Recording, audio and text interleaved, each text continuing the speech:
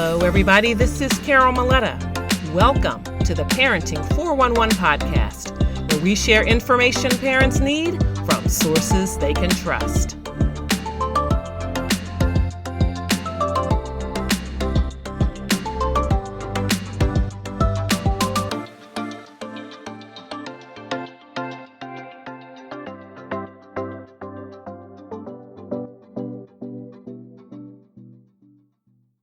In recent days, we've been on high alert in the wake of mass shootings that are sadly becoming more and more frequent. Still, in today's rapid-fire news cycle, we're shocked, we're horrified, we're outraged, and then we move on. Partly because we must. If we wallow in sorrow and pity, we can't face the challenges in our own lives. Also, because there's going to be something else happening, whether it's a scandal, a high-profile court case, a missing child, a natural disaster, global warming, you name it, that will grab our attention. At the start of the pandemic, simmering racial tensions boiled over as instances of police-involved shootings of unarmed Black people and deaths of Black people while in police custody happened, one after the other. People took to the streets and social media platforms. Hard as it is to fathom, some people acted like they were learning about this phenomenon for the first time, while others, like my guests and myself, have known all too well that this is not new to the Black and brown among us here in America. I was struck by these words penned by author Elizabeth Ayula in September 2020 for Pop Sugar. She said, "I have cried every other day for the last couple of weeks because I could be the mother giving press conferences and begging for justice that should be given freely. I am raising a son who could be denied life-changing opportunities, judged guilty before proven innocent, or be the victim of a hate crime." There are countless fears and worries that we all carry with us as parents, but this is extra baggage we can't unload as mothers raising Black children, particularly Black boys. Sadly, these worries don't leave us just because our sons reach adulthood. So I am joined today by two mothers I've met professionally, but with whom I share so much in common personally as we discuss mothering our young adult sons. So welcome to Altovise Pelzer and Anissa McCall Wilson. Welcome, ladies. Hi. Thank you for the warm welcome. Yes, I really appreciate you all agreeing to come and talk about this with me because I've had a lot of conversations with friends, or I see it in my social media feed, and it's just a very real concern. And I think many of us, or I'll speak for myself, I'm surprised that I'm almost as worried about my sons now that they're 22 and actually out in the world driving and doing what they want to do, almost as worried as I was when they were, younger. It just doesn't necessarily get easier. So before we dive in, can you tell our listeners a little bit about yourselves? I'll start with Altovise. Great. So I am Altovise Pelzer. I host the #SpeakEasy podcast. I work with women that have gone through traumatic experiences for them to be able to not only own their story, but to be able to share their story. And part of that is because that's what I've had to do as a single mother of two amazing girls who have gone through molestation, going through divorce, homelessness, so many different things. Telling the story we've been told in the past was taboo. Telling the story was not something we were allowed to do because it was the idea that what goes on in this house stays in this house. Mm-hmm. And so that's why I'm excited to have this discussion that we're having today. Thank you. Thank you. And Anissa. Hi, everyone. My name is Anissa Wilson, and I am actually a health science specialist with a major pharmaceutical company. Been married for 28 years. I have 3 wonderful boys, and I call them my 3 generational boys. They're all 7 years apart, 28, 20, soon to be 21, the end of the year. And the baby will be 14 on Sunday. So we're in the process of planning his birthday party and graduation from middle school and starting his new chapter. And I'm, really excited to be here. So I thank you, for the opportunity.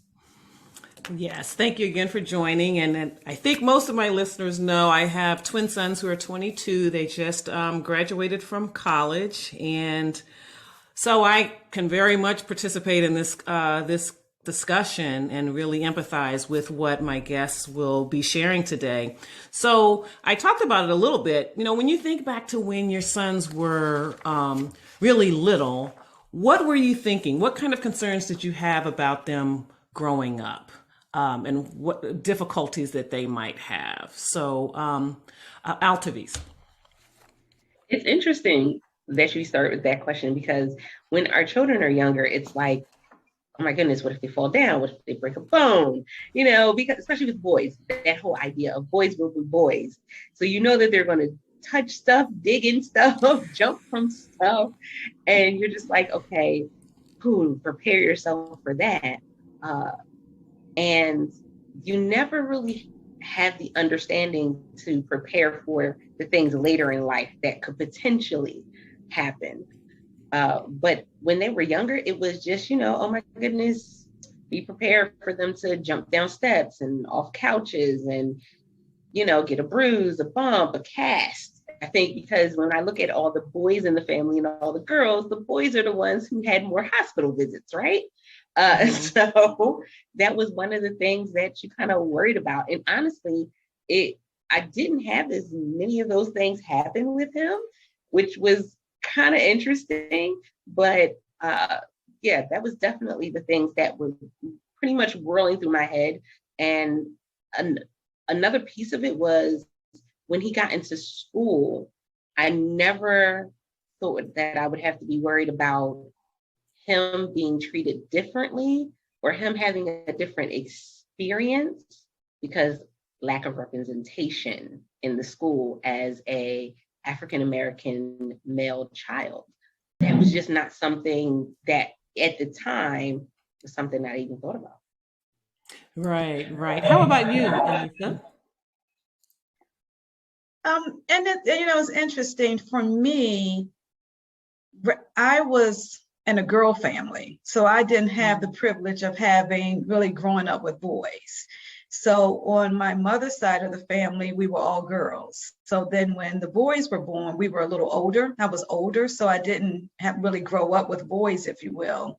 So for me, when I had my first son, it was about really praying and keep having that foundation, really instilling that foundation, just ensuring that he had the Christian foundation, that he comes from a family that just showed love, because both of my husband and I, we both come from divorced families.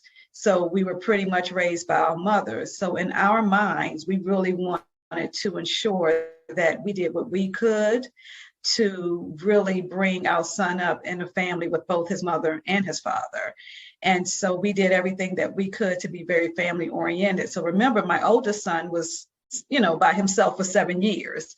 So it was just really trying to give him that foundation, the Christian values, ensuring that we put him in schools that would give him the best education. Because, he was born in 1994. So back then, you started hearing more about, the not represented, not represented well, or, just different education levels or things being done differently. So for us, it was about creating that environment and that safe space for him. And then it just continued with the other two sons. A little different because of different times, but that was really still our foundation for each one of my boys. And I would say I was concerned about really all of those things that you all both described. And I thought that we probably would get into the whole thing about race, but much later. Much later. Although, I think as it happened with us, one of my sons, I felt like was because he was high energy, he was a boy and very inquisitive. I feel like he began at 5. Mm. I felt like he, things that were tolerated with other students just looked different with him. And so I started kind of seeing that a little bit as early as 5 for him. So, it's just interesting that did you feel during those early days that did you already know that you probably had different concerns than your white counterparts, with your kids' little friends? If I can speak, I believe our background was a little different because where I live is a predominantly Black community, which is Mm-hmm. not heard of, which is Mm-hmm. not heard of. So this is our world where we live is not the norm. Okay. Okay. So it's not really the norm. We grow up, they were brought up in the Black community, but we wanted to still ensure that they had some diversity. So when he was in school, when I was thinking about just this conversation and just thinking back and going back 20 plus years, and it's interesting because some of the things that we dealt with that were racism were very subtle. So I don't have high energy sons, so I didn't see that difference, but my oldest son, well, both of my boys were straight and narrow, Mm. in the honor classes, the, talented and gifted programs. But what was very interesting as I think back on it, what was a compliment, but was it subtle racism? Oh, your son speaks so well. Oh, he's doing so well. He's the top of the class. And, so my husband and I would stick our chest out like, wow, we're doing something. And when other mothers would have conversations about some of the things that they were going through with their young boys, we couldn't necessarily relate because we were on the other end of the spectrum. Now, still in the same community, but we're talking about the difference in the high energy boys versus someone that's just somewhat quiet, reserved, if you will. Mm-hmm. But then when I think back on it, why is it? What was so different about my son that you complimented me on speaking well?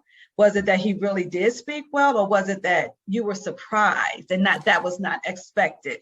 Does that make Mm-hmm. does that make sense? Oh, absolutely makes sense. And, Yeah. it's just interesting. And then they were, my one that was high energy, he was really kind of bored because he was really bright, but they didn't want to believe that.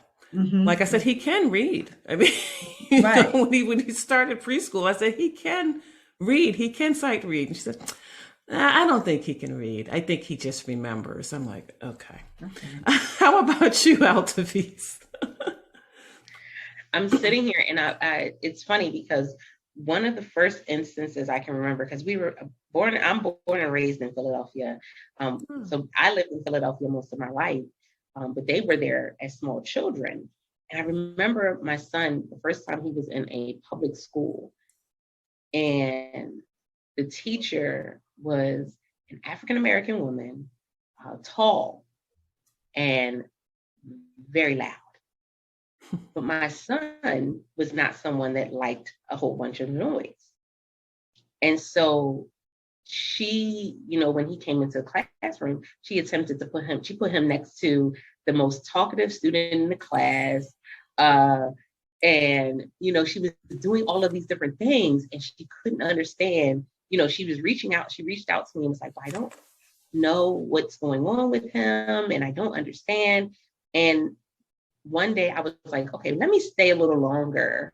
I can be late to work today. Let me stay a little longer and see, what happens when they, get in line. And immediately, as soon as she comes out, she's yelling at the students. And I'm like, got it. Okay. So when we actually had his first report card conversation, it was, my son doesn't do noise. He doesn't like a whole bunch. He doesn't like anybody that's really loud. That's just him, his personality. And she was like, oh, I couldn't understand. She said, because I put him next to the most talkative student in the class and he just kind of stared at him. And I was like, yeah, because he was like, why are you so loud? But the immediate thought process is, that he was supposed to, just latch on and start being as loud as the other boy and all of these things. And it's like, okay, well, you weren't looking at him as an individual. Mm-hmm. You were looking at him as what you're used to. Mm-hmm. So Mm-hmm. because he wasn't what you were used to, you thought something was wrong with him. I said, you are, and she had to be about 5'11". You're about 5'11". This is first grade, so you're extremely tall, and you're screaming. He's not going to react to that. And I said, that's not our home. That's not what we do in our home. He didn't have parents that were screaming and yelling all the time. That's not what he was raised in. And so that was the first time that I realized that there were certain things that were considered to be normal for African American children, that it's not necessarily normal. It's just your personal experience. It's your sunglasses that you have on and how you see something. And so that was the first time. And it was odd because he was in first grade. And I was like, at this age, like, yeah, some children are loud, but not all children. And so you kind of got to look at the individual child. Absolutely. Absolutely. So when did you feel that you needed to start talking about race? And I don't mean in terms of teaching them their history, like teaching them that they're African American and talking about your, your ancestors. I don't mean that, but race. When did you need to start having that conversation, Anissa? I would probably say, honestly, not until high school. Just in the county that we were in, we pretty much sheltered our boys from right or wrong, but we pretty much sheltered from the news. They went to predominantly Black schools. But because the older two were in talented and gifted programs, they did have some diversity, which was nice. And we really didn't have to have that much conversation because they were in these programs, they were able to compete, they were able to have relationships. And then the one community that we had is probably the most, at that time, was probably the most diverse. So they played basketball, they played sports. And you really didn't see too much of the favoritism. You saw some a little bit, but then my husband said, okay, it's time for me to step up and coach, that type of thing. So then, you started seeing things shifting a little bit. So then we had more, Blacks start moving into the community. So, we didn't have it that much. But I will still say in high school, when my son started driving, because with the driving, yes, you're a bright kid. Yes, you're a reserve kid. Yes, you graduated the top 1% of your class. But if you're stopped, they don't see that. You don't have a driver's license to say, I'm an honor roll student at the top school in this particular county or in this particular, in this particular area.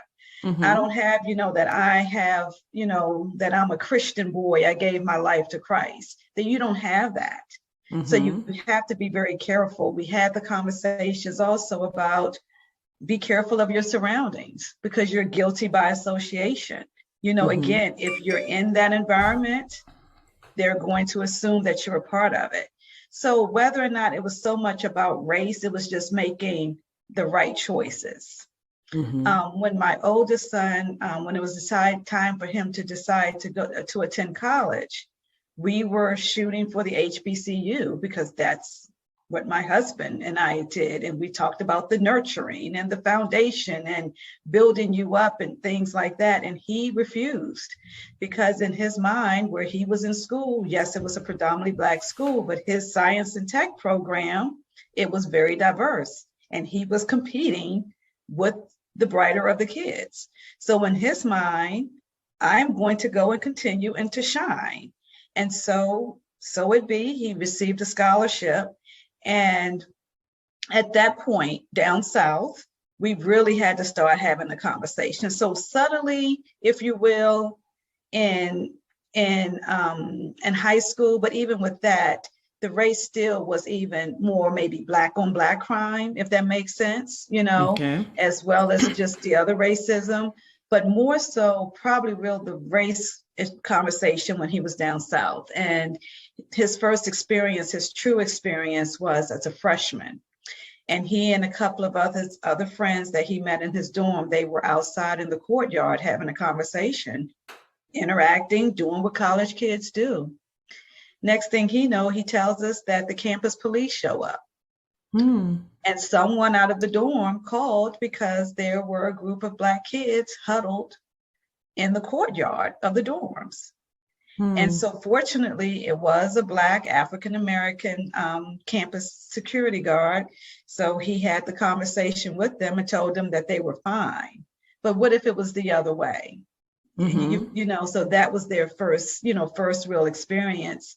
And that was the same year. And I was sharing this, and it's funny how, you start thinking about things and you kind of, as you mentioned earlier, you have the experiences, you handle it, then you kind of sweep it under the carpet because you have to move on with life. But as we were preparing for this, and I started thinking, and his second experience was when President Obama won the first time.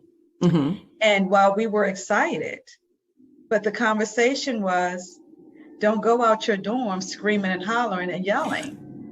You celebrate in your dorm room amongst your friends. Now, that may not be a popular decision, but when you ride around the campus and you see the other, Greek organizations with the correct Confederate flags, you have to be careful.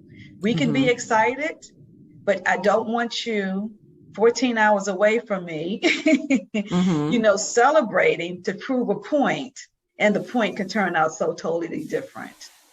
So, so I think really our real conversations was when he went off to college, because he was down south. And when it was time to drive to school, oh my goodness, don't stop, make sure if you're stopping in a big city. Try not to stop in a rural area, because you just never know. And just thank God we're fine, but that's where we are. I remember that conversation because both of our sons ultimately ended up going down to school down south, but one of them was wanted to ride with his Indian friend. I think he's Indian. Wanted to drive up here. He's from Northern Virginia or something up this way. And so and I was like, I don't know how I feel about this. 2 brown kids driving, and it's a long drive. And so I remember telling him, if you have to stop for gas, make sure you can see it before you even go up the ramp for the exit. Like, I want you to see that sign really tall, because sometimes, you know how those exits are, that they tell you that the gas station or the restaurant is there, but then you have to drive into the woods and whatever. I was like, if you don't see it, and if you do take the exit and you don't see that gas station right there, just go on back and get on back on the highway and try the next one. But yeah, I remember those conversations. I tell you. When did you first talk about that race with your son or your children? So this is going to be a kind of a scary experience, but this is city life. Okay. Born and raised in Philadelphia. And I remember we were in the house, something happened, and we smelled smoke. And I was at the back window, and my neighbor was telling another neighbor was telling me that the neighbor's house was on fire and we had to get out the house. So we get out the house, and we're standing down the street, and, the police have to come, the fire department. And I remember my son looking down at the ground, and I was like, are you okay? Like, is everything all right? They said, well, you're not supposed to look the police in their face. This is a first grader. Wow. Saying I'm not supposed to look the police in their face. And I said, why not? Mommy, I'm not supposed to look the police in their face. And it was at that moment that I was like, okay, pause. I don't know where you got that from, But the police are there to help. The police are there to, they're here because they're helping us because there was a fire next door. But even if you look at everything from him being in first grade to he's 22 now, about to be 22 in July, it still is, do you really look them in the face? Like, can you have that confidence about who you are to be able to look them in the face when you see them? And it's a shame that has to be something that has to even be a conversation with a child, nonetheless. So that was the very first time. But I can tell you the time that I had to speak to all of my children, because we moved from the city into a small town, predominantly white. And man, the conversation when Trump went into office, and I had to pull them all together and say, because this has always been something I've taught them, pay attention to your surroundings. People will show you who they are. I said, in this moment, you are about to see some very real conversations happen with people that you thought were friends, with teachers that you loved, and you're going to hear some really interesting things, even in church. Because we went to a church that was multi-race. And so you're going to hear some conversations, and you have to be able to understand where you stand in that conversation. You don't have to respond. If you choose to, you can.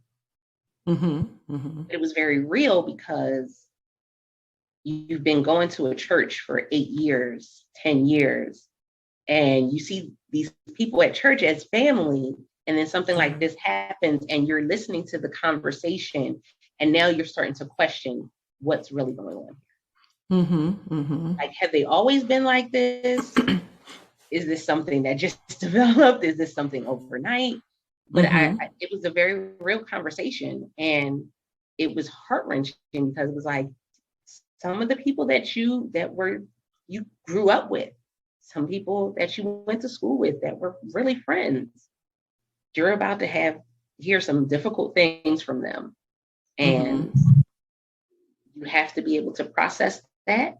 But I also wanted them not to close themselves off from the world.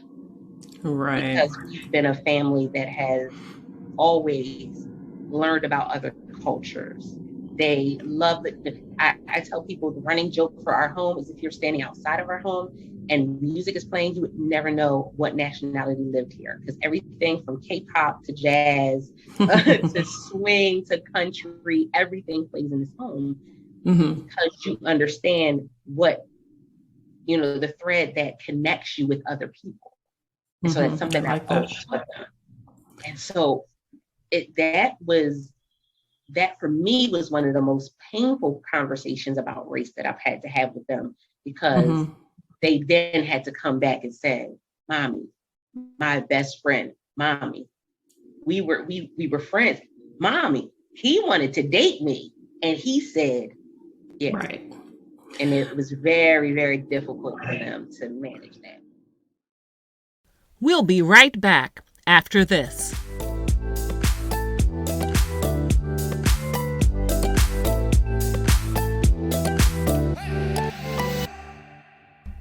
You love your kids. You do your very best for them. But sometimes it feels like it's just not enough. And you're so sure you're the only one who feels this way. The truth is, you're not alone. It is also true that there are some things you're doing quite right. And there's a community who would love to exchange ideas with you. I'm Carol Maletta, creator of the Parenting 411, a portal for parents where I share information parents need through webinars and masterclasses. And not only that, the parents there support each other on this amazing journey in the Parenting 411 community group on Facebook. I can't wait to meet you in the community.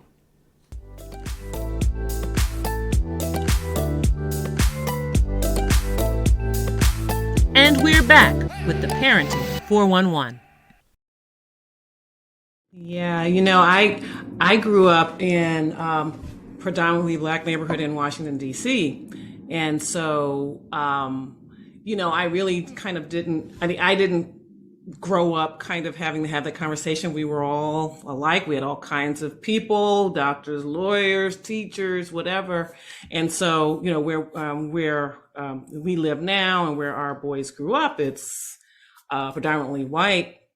And so they, I really kind of wanted to see how it would be, because I know when I was growing up, it was always, you have to work twice as hard, all of these things. My parents grew up in the South. So there was always that. And I was like, well, I don't want to, we're Black, that will always be clear. We went to a Black church. We went to I made sure that they had experiences with Black people. But I also didn't want to hang that on them. I want them to be optimistic and really try to be the best they can be and expect the best in others. So I really didn't, even though, his preschool teacher, I felt like the way she was treating him was rooted in race, but obviously I didn't tell him about that. But, it just kind of would be little subtle things that I would do. Like when were old enough where you could take someone's mom might want to take them to the mall.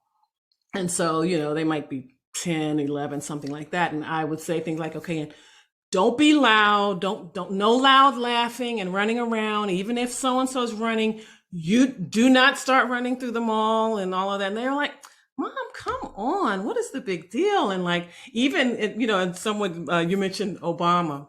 One of my sons, he didn't even get the big deal. He was like, anybody can be president. Why would, because he had his classmates, was like a little mini United Nations in preschool. Now, not when they got to elementary school, but he's like, anybody can be president. And I like Hillary anyway, because she has more experience. She's lived in the White House longer. And, all of these things. It was so funny to the point that even his the parents of his white friends that he would go visit, have play dates with, they were all about Obama. They were all for Obama. And this kid is in the house talking about how, Hillary is just infinitely more qualified. Obviously he got on board as we got closer. That was earlier in the campaign, but that's, the way he thought. But I will say, when we really had to begin to talk about it in earnest when Trayvon Martin was killed, because then they really were like, oh, Mom and Dad were right. We could be just doing something simple, not causing any trouble, and something could really happen. And so that was really their awakening. And then they started listening to us a little bit more. But before that, they were like, anything's possible. I can do the same things my friends are doing and nothing's going on. So that was really it for us. And Carol, and I would say, and it's a very similar situation, because I know I've referenced my older son just to kind of just so that it won't be so focused on me. But again, the Trayvon Martin, with my younger two, we really had to bring them together, because even with my middle son, he attended the same school. So it was very similar. Hey, this is life. This is, what it is. And he chose to go to a PWI where he's a, rising junior and not having any problems, because it's just glass half full type thing. But with my younger son, we're still having to have that conversation, because now they can see, okay, this may not be your world, but when you come outside of this community, this county, this is what you're really facing. This is what's out there. So it was almost, now they actually had the opportunity to see what those possibilities, because of course, Mom and Dad, we don't know anything. Who are we? Exactly. Who are we? Who are we? So I just wanted to add that on to that. Yeah, absolutely. It was, it definitely was an awakening. And then similar in other events that have happened in the news. How do you feel like these incidents have affected their view of what's possible for them, or just in any way, any dramatic way that you see that they've been affected by, from Trayvon Martin on? Because there certainly have been more, but that was kind of an inflection point, I would say. What would you say, Altovise? I would have to say, for me, I had to, especially as a single mother, I had to go back and keep pushing them to say, you can do anything. Mm-hmm. And even to the point with my oldest daughter, she went to Colorado to go to school. And that's completely, a completely different atmosphere, because she's in Woodland Park. And I'm like, whew, okay, all right. You all right. But it was reinforcing who you are as the individual, reinforcing what you bring to the table. And then, it's hard because we always have to be the ones to make sure that we still have it in the back of our minds that this is what's really happening in the world. For instance, what just happened in Buffalo, this is really happening in the world. Someone drove a long distance just to kill people from another race that they may not have particularly liked. And they thought that was okay. But we still have to, it's like, I don't want you to be hindered by that, but you do have to understand that this is the world that we're living in. Mm-hmm. And it's, we think about when our children are young and we tell them something and they say, but it's not fair. Yeah. And the reality is life is not fair. Not always fair. Mm-hmm. Because there will be times where you have more favor and you will be in positions that you may not have felt like you deserved, but then there'll be other moments where you're at the shallow end of the boat, right? Mm-hmm. And it's not always as fun. So those conversations are ones that every time something happens, we kind of have to revisit. Mm-hmm. Where are you right now? Because I think, I will say this, we are in the perfect time where mental health is now being a hot topic, a popular topic now, where we're talking about therapy, we're talking about, anxiety, we're talking about depression, and mm-hmm. we're understanding that part of that is what has gone on in our past, and, from years and years and years before we were even born, but we're still living through those things.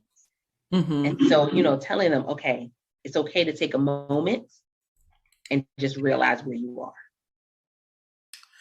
And, I'm hoping that heightened awareness about mental health will apply to what you talked about. That's what I hope, because, I see some awakening, but I still see this get over it, that was a long time ago kind of mentality. But I hope that we will get that same, because there are a variety of reasons, different types of trauma that can affect our mental health. But I'm hoping our history and the impact on mental health will be given some credit and some validity through all of this as well. Yeah.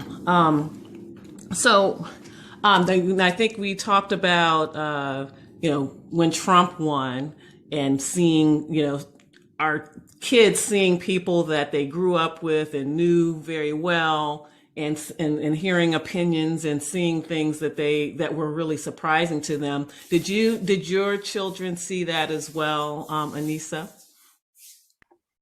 I think so. I think so. Not too much that they made it a big deal about, but we start seeing, they definitely start seeing things differently. And, and I think the difference also with our kids, and just really speaking on the mental health piece of it, is when we were growing up, we didn't have 24-hour news. We didn't have social media. And so while the kids may not watch television, but the way things stream through social media and the way the comparison and the way people hide behind social media to bully and to make their comments, but then they smile in your face, when they see you, because they're not bold enough to have that real conversation. So we really had to have that conversation with them more about the social media piece of it and what they're seeing, and really trying to have the conversation. And I will honestly say that Altovise, you made a comment earlier. Was it Altovise? Well, a comment was made earlier about, yes, it was you, Altovise, when you said we didn't talk about things in our past. What goes on in this house stays in this house, and you're not supposed to talk. And one of the things that I've learned from some of my things that I grew up with is transparency. And that my story is not just for me. Now, I may not get out in the street with a bullhorn and share that, because you have to have those conversations where it's meant for you to have the conversation. Your story is meant to help someone else. And so that's one of the things that I have talked about to my children, and trying to enforce that in them, but in turn, trying to raise them differently in the sense that let's have that conversation. Let's have those open doors. Let's seek to understand so that we can hear, because you may not be able to have that with your friends, or your friends may steer you away. So if something is bothering you from the schools that you chose to, let's have that conversation at home so that we're not worrying about your mental health, if that makes, you understand what I'm saying? If that, if that makes sense. And again, just when Trump won, we knew it was going to be a different world, but I think it helped them to open up their eyes and open up their ears to be more awake, because again, the bubble that we lived in.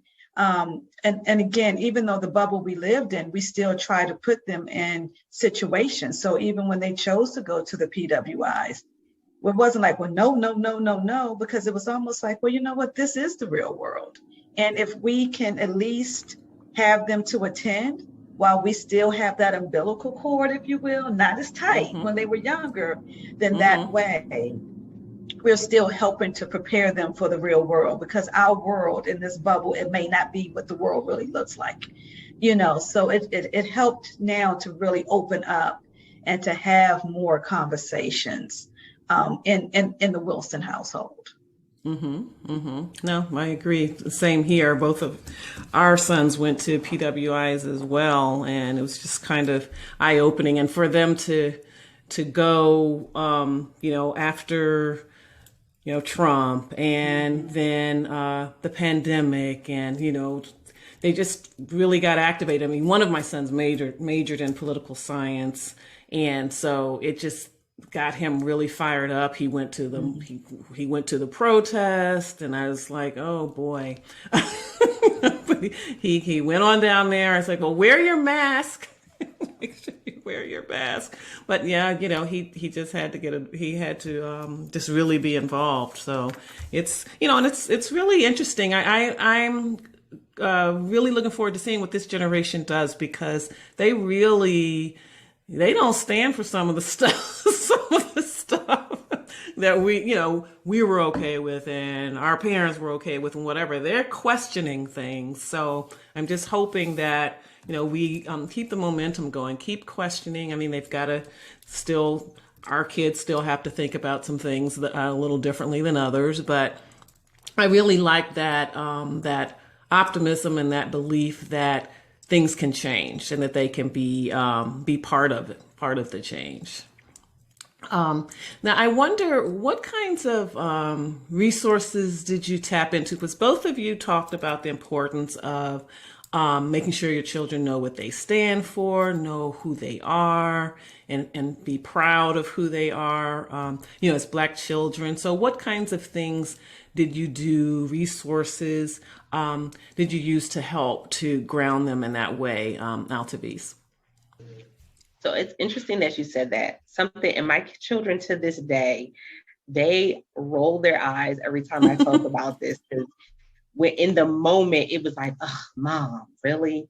But I was always pushing them to do whatever it was that they really loved. So whatever that was, do that. And so every year I would ask them, what is it that you want to do this year? And, everybody would give me I would do it. It would be an individual conversation because at the time I had my 3 children and my youngest sister. So I had a single mom of 4. And every year I would ask them, what do you want to do this year? And whatever it is that you want to do, I'm going to back you 100%. And it was funny because they were in middle school at the time. And my oldest daughter says, oh, mom, they have a DI group at the school and it's improv. She was like, I really want to do it and I'm excited about it. And, they have tryouts and da-da-da. And I'm like, okay, great. We're going to go for it. And so I said, well, I'm going to come, cheer you on. And so I get there and she's getting on the bus. And I'm like, ma'am, what are you doing? She said, oh, well, they said you had to make up a story and you had to create something. And she didn't get a chance to create something to go with her story. So she was just going to go home. I said, no. You said you wanted to do this. I'm here to support you. We're going to go in there. So she goes in, she lets the teacher know. So mind you, our children they're all into the arts, from music to singing to everything. So something happened with your mic. I don't know what happened. Okay, are you able to hear me now? Yes, much okay. Better. They're all into the arts. And so this DI was improv. She was excited. She didn't have the little piece that she was supposed to make, but she had her story. She gets up and does her story. And so the teacher says, well, I want everybody to come back. Aaliyah, you have time to make your project that goes with your story because your story was the best one that came up. Wow. And she ended up going and making the piece that went with it. And she ended up joining the team. And a few years later, she ended up doing musicals. And when she got to high school, because of that love and that desire. And it was just a thing of a lot of times we allow our children to say they want to do something. And then when they get frustrated, we're like, okay, we'll quit. It's okay to give up. And so I found that to be a resource because they have enough people that are going to tell them it's okay to give up. Good point. You're not old enough. You're not pretty enough. You're not thin enough. You're not this. You're not that. They're going to have enough things coming from the world telling them that you have enough against you that you can just quit. And they need to have someone in their corner that's going to push them and say, no, you said you wanted to do this. Let's get it done. And that has been a resource that continues to flourish because even in the moments where I have had moments where I was like, okay, I don't know if I'm going to do this. They would go, well, mom, you said. Because they listen to us when it's time for them to spit it back at us, right? But that became a resource, was just pushing them with that tenacity and filling them with that tenacity to really go after what they really wanted. And I think we have so many of our children that they don't have that. There's a lot of our children that are in the foster care system. I ended up getting my youngest sister. I'm the oldest out of 6 and she's the youngest. I ended up getting her out of the foster care system. Okay. So she had me. What about all the other children there that didn't have anybody? And so that became a resource. And I think a lot of times we forget how much of a resource we as the parents are because we are dealing with the social media and the things going on and all the changes. But we really are a resource to our children. We just have to stand our ground sometimes and be that force that's, telling them, okay, you can't run back. You can't go back to the starting line. let's see what we can make from where we are right now. I love that. How about you, Anissa? For us, it was being really grounded as a family, really providing that family resource. But I will say that we actually started our kids in a family organization, a Black family organization, and that was really helpful for us. And I'll say Jack and Jill. And while, in our community is interesting because the conversation is, whether Jack and Jill is really relevant. In our community, it must be relevant. We have 3 chapters, in our particular county. But in a sense, it really, I believe, helped because while the schools that they attended were predominantly Black, it didn't necessarily mean, and the older 2 were in the science and tech program. Like I said, that was more specialized and very diverse, but not all the brown kids in the school had the same goals and the same backgrounds, if you will. So, they may have been, in the corner smoking, skipping class or what have you. So they did have that small circle just because they were in those specialized programs, if you will, to stay grounded and to stay focused, on their academics, and the teachers were pushing them. So fortunately, we didn't have any challenges with any of the teachers, but I still would say that Jack and Jill is relevant because my youngest one is still in it, in our community in a sense, because they now can aspire to see the doctors, the lawyers, and have that network and to talk to others that may have some of the same, that have reached or attained the goals that they're going after.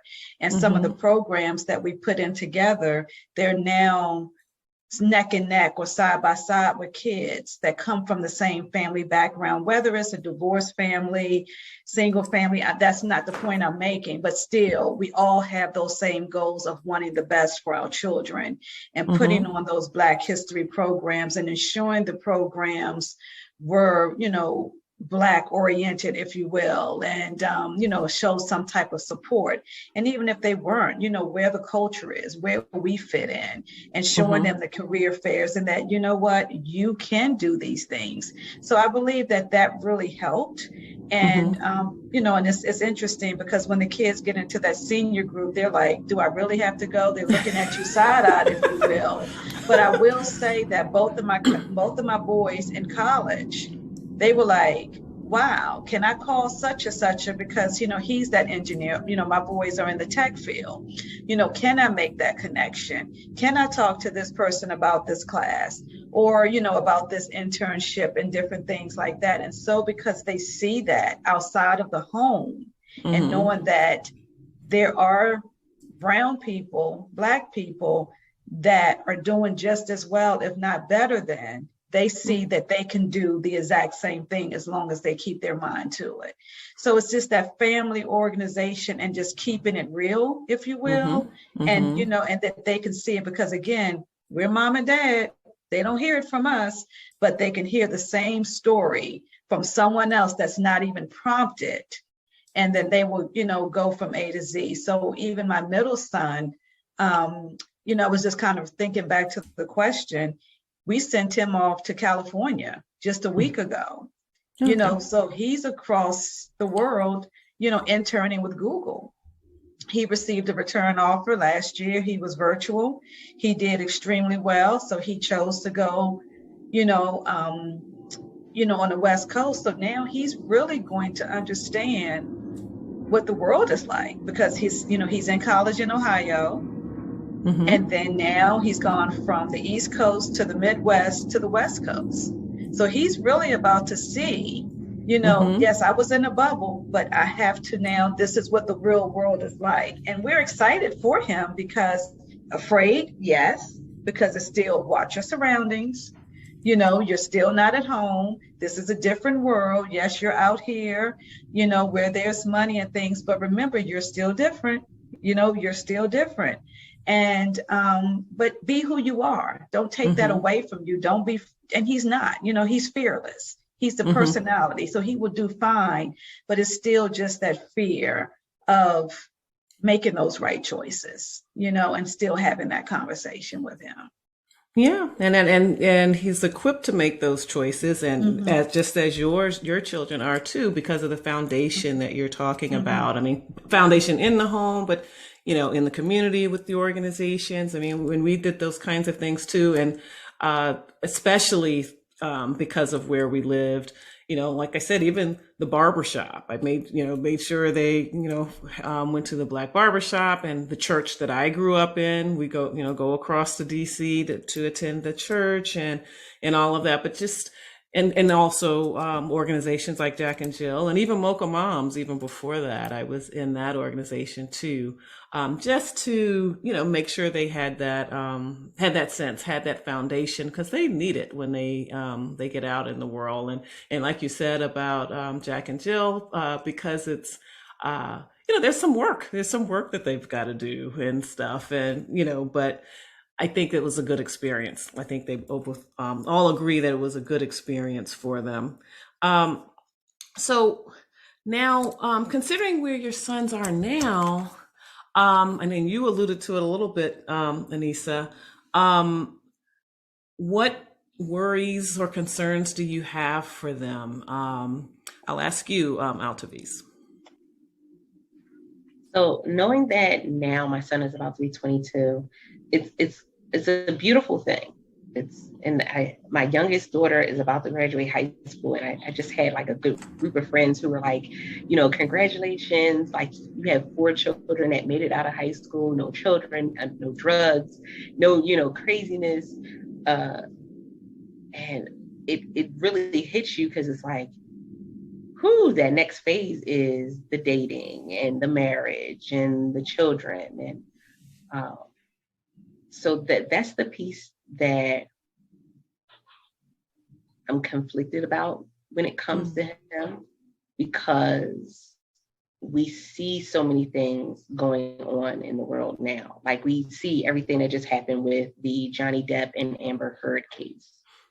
And you're like, I don't want my son to be in a relationship where they're taken advantage of. I don't want them to be in a relationship, where they're taking and receiving from someone who may have been through trauma in their life, and they're just pushing that all onto him because he's somebody who's willing to be there as a support. It's kind of hard because we teach our sons to respect women. We teach our sons to want to be there to support them and encourage them and, do everything that you can. But then is that putting them behind the 8 ball, kind of, sort of? Is that putting them at a deficit? Because there are some that look for men that do that, and they thrive off of taking advantage of men that do that. So that for me, where I am now, is because now he's about to be 22. I'm like, okay, next I know is, okay, some point it's going to be, a serious dating situation. At some point, there's going to be talks of marriage and kids potentially. And I'm just like, who the prayer is. And you just kind of go down this list. Can she not be this, and this?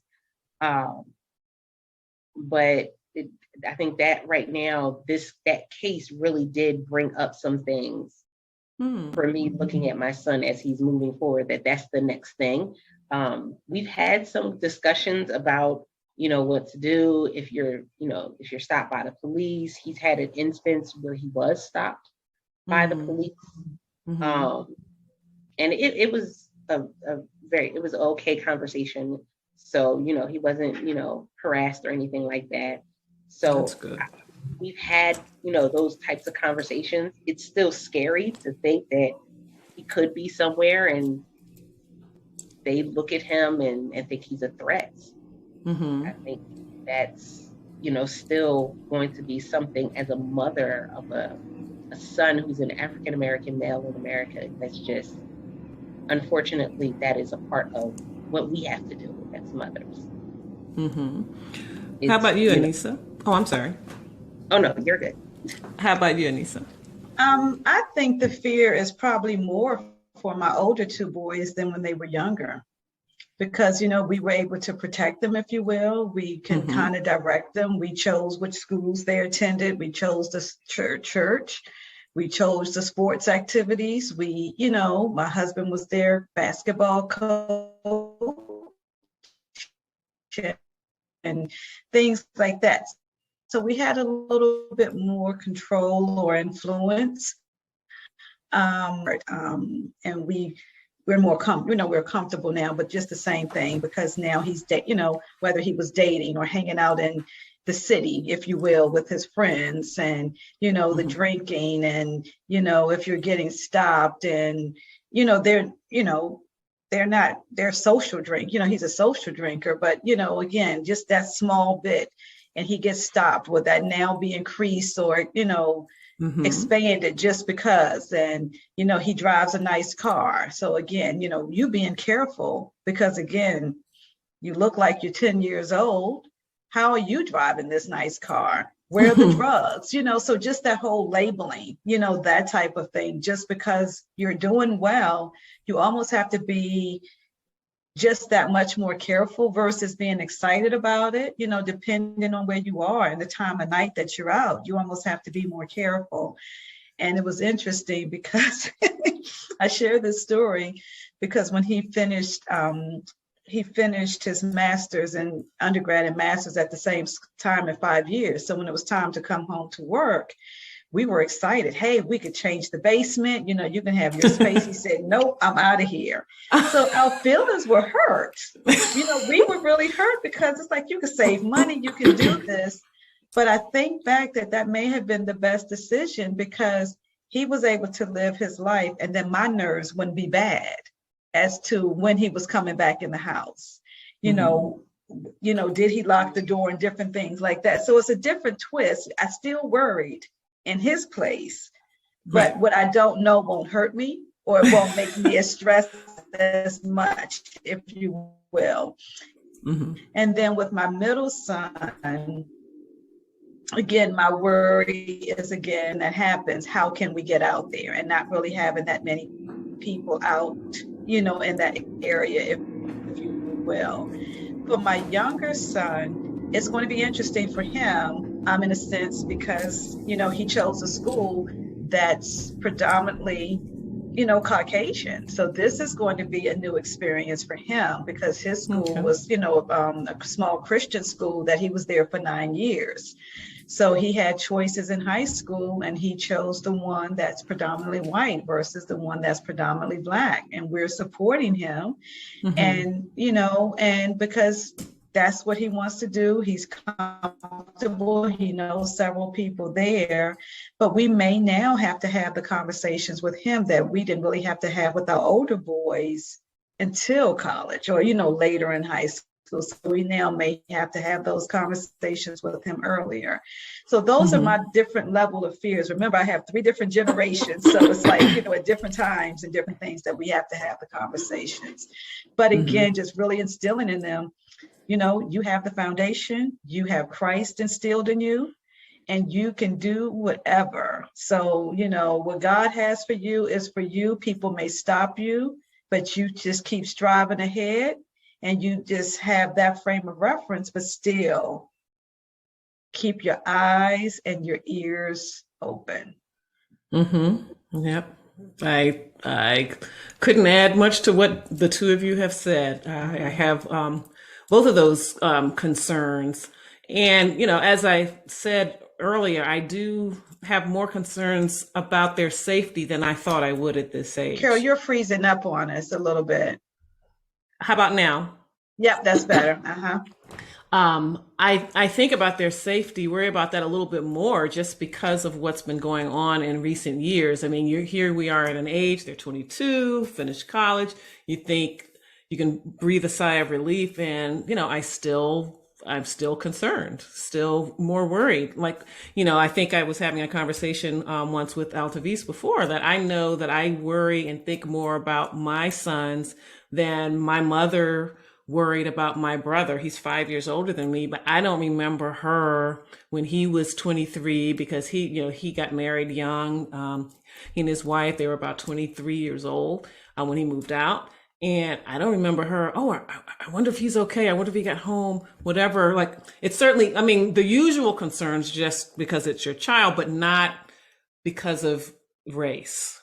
I just don't think she worried about it as much. And I didn't expect to be worrying about that as much as, or considering that as much as I have to now. I can't help it. But what do you wish that, politicians knew about our Black sons, and what would we want them to do to create a space, just where they can live freely like their other counterparts, and that we can have the same comfort and assurance that their moms have, and not have to worry in the same way. What do you wish politicians knew or understood? Altovise? I think it's kind of two-part, because I think it would be better if they understood understand that people are individuals. And I think with them being in a position of government, there is comfort in lumping people together. Mm-hmm. It's comfortable for them to do that. It's comfortable for them to label people and then move in accordance to what they believe that label is, or what that label would mean. Mm-hmm. But we can't do that. I think we've seen within the last 15, 20 years, we've seen in the last 50 years, there have been so many changes when it comes to who we are as individuals that you cannot completely lump people together anymore. Mm-hmm. And then the other piece of that is understand it's a ripple effect. As mothers, when it comes to our children being harmed, when it comes to us fighting for our children, man, we will go to great lengths. Mm-hmm. I think with the shooting that happened in Texas, one of the mothers ran to the school and it went into the school and got her children. Yep. Understand that is the heart of a mother. Mm-hmm. And so what's happening is, if we keep having these situations where our children are being put at risk just in a day-to-day, what will happen when it comes to those mothers? Mm-hmm. Mm-hmm. That's something to really think about. We saw how the mothers came together when George Floyd was calling out. Yes. For his mother. We saw how they came together online, saw how they came together in community. Understand that this is not just going to be something that's going to just affect our Black boys, but mm-hmm. their mothers. Mm-hmm. You have such a bigger situation on your hands. Good point. Good point. How about you, Anissa? We'll be right back after this.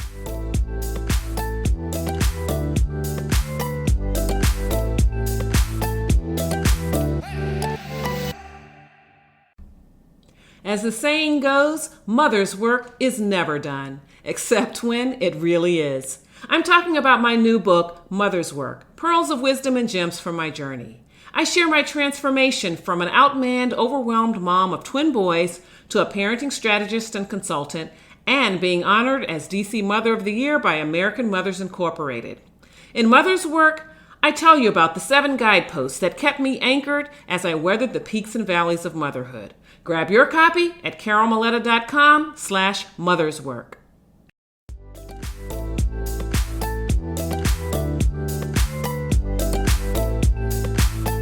And we're back with the Parenting 411. I would just ask the politicians to not look at the color. Mm-hmm. We all have the same blood. We all Mm-hmm. have some of the same struggles. Some are maybe more obvious, more in the media, Mm-hmm. maybe more historic, that was Mm-hmm. publicly exposed than others. Mm-hmm. But we're no different than your child.